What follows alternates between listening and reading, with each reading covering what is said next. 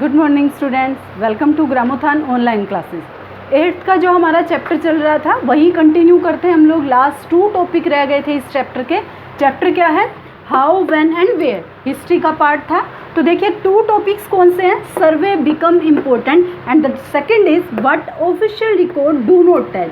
तो first topic पहले हम क्लियर करते हैं कि सर्वे बिकम इम्पोर्टेंट। सर्वे जो है इम्पोर्टेंट हो गया था किस दौरान? कॉलोनियल पीरियड के दौरान। कॉलोनियल पीरियड के दौरान जो था वो सर्वे इम्पोर्टेंट हो गया था। सर्वे कैसे, क्यों इम्पोर्टेंट हो गया था? देखिए जो ब्रिटिशर्स थे वो ये मानते थे कि जब तक हम वहाँ के लोगों के बारे में, जब तक हम उस एरिया के बारे में सही ढंग से नहीं जान लेंगे तब तक वहाँ एडमिनिस्ट्रेशन जो है वो सही नहीं हो सकता है। जैसे एक बेटर एडमिनिस्ट्रेशन जो है वो नहीं हो सकता है। तो इसीलिए उन्होंने क्या किया, सर्वे कंडक्ट करना शुरू किया। सर्वे किए, डिफरेंट टाइप्स के सर्वे किए और मेन एम उनका यही था, मेन एम था उनका प्रॉफिट, कि ज़्यादा से ज़्यादा यहाँ से प्रॉफिट जो है वो किस तरीके से किया जाए। तो कॉलोनियल पीरियड के दौरान सर्वे जो है वो इम्पोर्टेंट हुआ। किस तरीके के सर्वेज किए उन्होंने? सर्वे क्या किया कि डिफरेंट टाइप्स के सर्वेज किए। जैसे टोपोग्राफी का सर्वे किया। What is the meaning of topography? Topography क्या है? टोपोग्राफी क्या है? किसी एरिया की फिजिकल करेक्टरिस्टिक, किसी एरिया की ज़मीनी एरिया के बारे में जानना। तो इन टोपोग्राफी का सर्वे किया, फ्लोरा का सर्वे किया, फ्यूना का सर्वे किया। इसके अलावा उन्होंने जो विलेज की हिस्ट्री थी उसका सर्वे किया, उसके बारे में जाना। उन्होंने एक मैप तैयार किया, इसके थ्रू ये सारे सर्वे जो है उन्होंने कंडक्ट करवाए। इसके अलावा उन्होंने सर्वे किया कि अब तक क्रॉपिंग पैटर्न क्या था, इसके बारे में सारा जो है उन्होंने सर्वे कंडक्ट किया। और ये सारा काम कब स्टार्ट किया? जब 19th सेंचुरी की स्टार्टिंग थी। जब 19th सेंचुरी स्टार्ट हुई तब ये सारे काम करने स्टार्ट हो गए। और जब 19th सेंचुरी का एंड होना शुरू हुआ तब तक सेंसस स्टार्ट हो गई थी। तो अब आप कहेंगे what is the meaning of census? बहुत बार बताया भी है, फिर भी कहती हूँ। इसका मतलब होता है कि वहाँ के रहने वाले लोगों की जनसंख्या का पता करना। मतलब इसका मीन हुआ मतलब inform about the number of people, उस एरिया के अंदर रहने वाले लोगों की जनसंख्या के बारे में पता करना।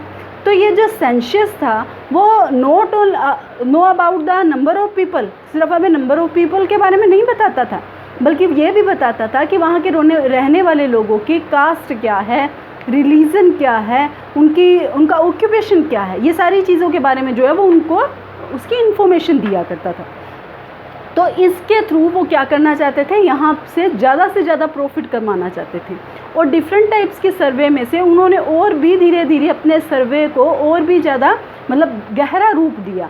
वो फॉरेस्ट का सर्वे करवाने लगे, बोटेनिकल सर्वे करवाने लगे, जियोलॉजिकल सर्वे किया गया, इसके अलावा आर्कोलॉजिकल सर्वे किया। ये सारे सर्वे जो है वो उन्होंने कंडक्ट करवाए। और क्यों इम्पोर्टेंट था? पॉइंट यही है कि सर्वे बिकम इम्पोर्टेंट। क्यों इम्पोर्टेंट? क्योंकि वो ये चाहते थे कि जब तक हम इस एरिया के बारे में बेहतर नहीं जानेंगे तब तक एडमिनिस्ट्रेशन नहीं कर पाएंगे। और एडमिनिस्ट्रेशन का मेन एम क्या था? उनका प्रॉफिट था। Is that clear? Next topic जो है हमारा वो है what official record do not tell. Official records जो थे, जो ब्रिटिशर्स के, जो कॉलोनियल पीरियड के ऑफिशियल रिकॉर्ड्स जो है वो क्या नहीं बताते हैं।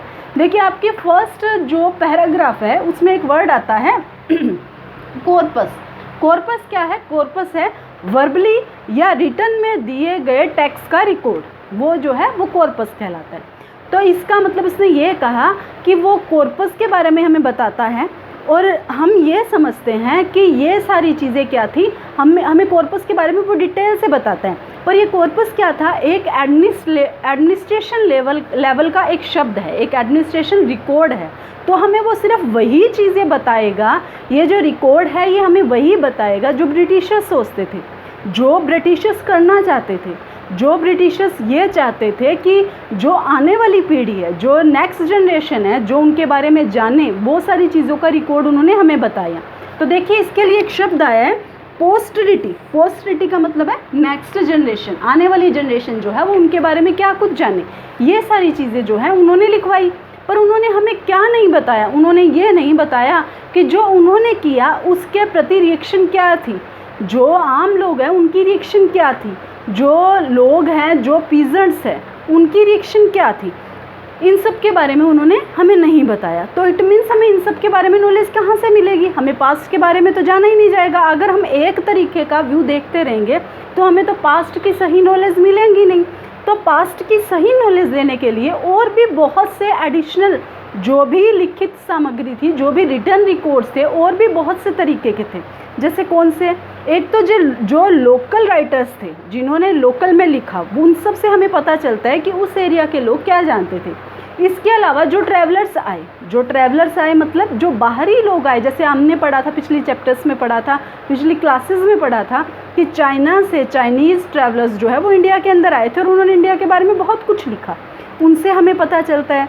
इसके अलावा पिलग्रिम्स में हमें पता चलता है, मतलब जो धार्मिक यात्री यहाँ आते थे, जो धर्म को मानने वाले लोग यहाँ आते थे, उन्होंने जो लिखा उनसे हमें पता चलता है। या कोई स्पेशल पर्सनैलिटी है, उनकी ऑटोबायोग्राफी से हमें पता चलता है। इसके अलावा भी बहुत से ऐसे लिटरेट पर्सन हुए, ऐसे पढ़े लिखे लोग जिन्होंने बहुत कुछ लिखा। और इसके अलावा जो लोकल मार्केट थी उसके अंदर जो भी रिटर्न मटेरियल, जो मैगजीन्स, जो भी बुक्स मिलती थी, उनसे भी बहुत कुछ नॉलेज जो है हमें मिलती है। तो इट मीन्स हमें क्या नहीं पता चलता है, जो बुक्स ब्रिटिशर्स ने लिखी, जो उनकी ऑफिशियल रिकॉर्ड्स थी, उससे हमें उनके बारे में तो पता चलता है, पर हमें ये नहीं पता चलता है कि जो लोकल पीपल्स थे उनका रिएक्शन क्या था, जो पीजेंट थे उस दौरान वो किस तरीके की स्थिति से गुजर रहे थे। इसके अलावा जो ट्राइबल्स थे, जो आदिवासी थे, जो ऐसे लोग थे जो आम लोगों से पिछड़े हुए थे, तो उनका रिएक्शन क्या था, इन सब पॉलिसीज़ के बारे में। तो देखिए ये सारी चीज़ें हम इस एक चैप्टर से नहीं पढ़ सकते। इन सब चीज़ों के क्वेश्चंस के आंसर लेने के लिए हमें सारी बुक रीड करनी पड़ेगी। तो आज का चैप्टर हमें यहीं ख़त्म करना पड़ेगा। हाउ, व्हेन एंड वेयर जो है ये यहीं फिनिश होता है। और आगे के क्वेश्चंस को जानने के लिए बहुत ज़रूरी हो जाता है हमें आगे के चैप्टर पढ़ना। तो आगे इस चैप्टर के PDF क्वेश्चन आंसर फाइल जो है आपके पास में आएगी। Thank you.